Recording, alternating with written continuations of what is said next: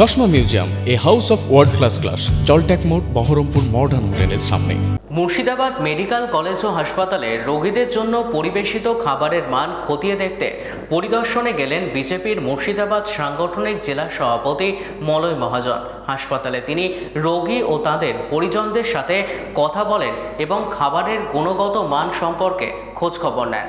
মলয় মহাজন জানান, প্রথম বাজেটে সাধারণ রোগীদের খাবারের বরাদ্দ 54 টাকা থেকে বাড়িয়ে 110 টাকা করার ঘোষণা করা হলেও এখনও পর্যন্ত পুরোপুরি কার্যকর হয়নি। তবে আগের সরকারের তুলনায় বর্তমান খাবারের মান অনেকটাই উন্নত হয়েছে বলে তিনি দাবি করলেন।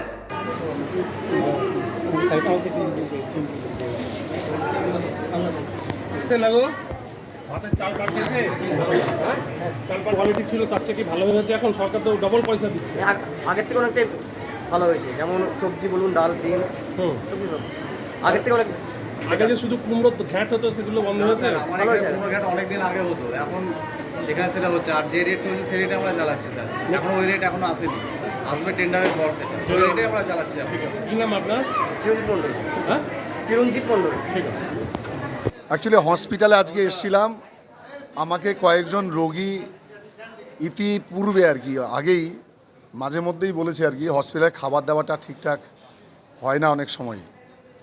তা আমি এমনি অ্যাজ এ পেশেন্ট, কখনো পেশেন্টের বাড়ির লোকজনদের কথায় হসপিটালে বিভিন্ন সময় এসেছি।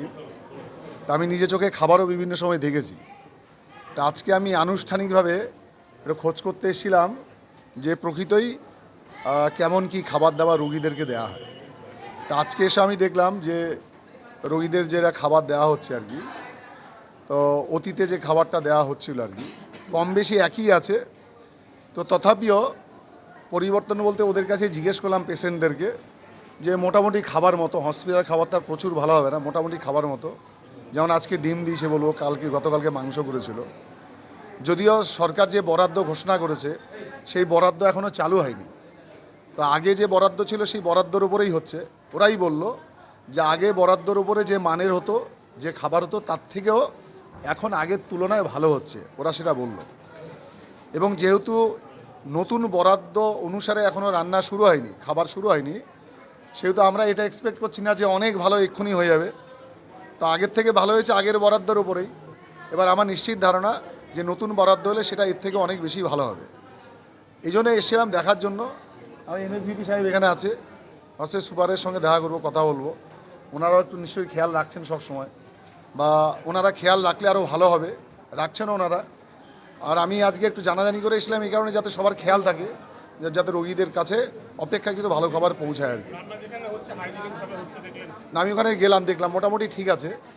যে সবটাই যে ঠিক আছে এরকম নয়, ঠিক আছে, তবু যেখানে ত্রুটি বিচ্যুতি আছে এমএসভিপি প্রিন্সিপাল সাহেব যাদের আছে ওদের সাথে কথা বলবো একটু পরে গিয়ে। ওনাদের সাথে কথা বলে যেখানে যেখানে আমার মনে হয়েছে ওনাদেরকেও বলবো একটু এদিকে লক্ষ্য করার জন্য।